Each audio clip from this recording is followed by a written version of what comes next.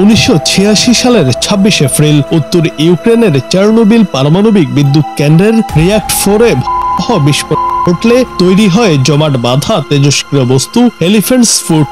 অর্থাৎ চার্নোবিল পারমাণবিক দুর্ঘটনা থেকে তৈরি হয় একটি বিকিরণকারী পদার্থ যা দেখতে হাতির পায়ের মতো। গলিত জ্বালানি ও ধ্বংসাবশেষ থেকে তৈরি এই বস্তুর ওজন প্রায় 2 টন, যা গলে যাওয়া ইউরেনিয়াম, জ্বালানি, কংক্রিট, বালু ও রিয়াক্টের ধাতব অংশের মিশ্রণে তৈরি হয়। প্রথম আবিষ্কারের সময় এটি থেকে প্রতি ঘন্টায় প্রায় 10,000 রঞ্জেন এক্স-রে বিকিরণ নির্গত হতো, যা মানুষের জন্য কয়েক মিনিটেই প্রাকৃতিক।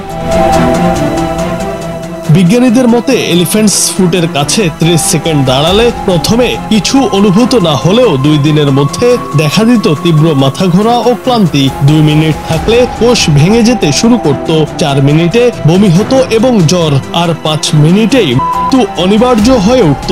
বিপজ্জনক বিকিরণের কারণে কর্মীরা সরাসরি এর কাছে যেতে পারেনি, দূর থেকে ক্যামেরা দিয়ে ছবি তোলা হয়। 2001 সালে এর তেজস্ক্রিয়তা কমে প্রতি ঘন্টায় প্রায় 800 রঞ্জেনে নামলেও এটি এখনো প্রাণঘাতী। অনুমান করা হয় আরো প্রায় 10,000 বছর ধরে বস্তুটি বিপজ্জনকভাবে তেজস্ক্রিয় থাকবে। তাই এটিকে বিশ্বের অন্যতম ভয়ঙ্কর পারমাণবিক বর্জ্য হিসেবে বিবেচনা করা হয়। বিশেষজ্ঞদের মতে এই বস্তুটি নিয়ন্ত্রণে রেখে বর্তমানে সুরক্ষা কাঠামো শক্তিশালী করা গেলেও ভবিষ্যৎ প্রজন্মের জন্য এটি রয়ে যাবে দীর্ঘমেয়াদী ঝুঁকির প্রতীক হয়ে। জুনায়েদ আহমেদ, বাংলা টিভি।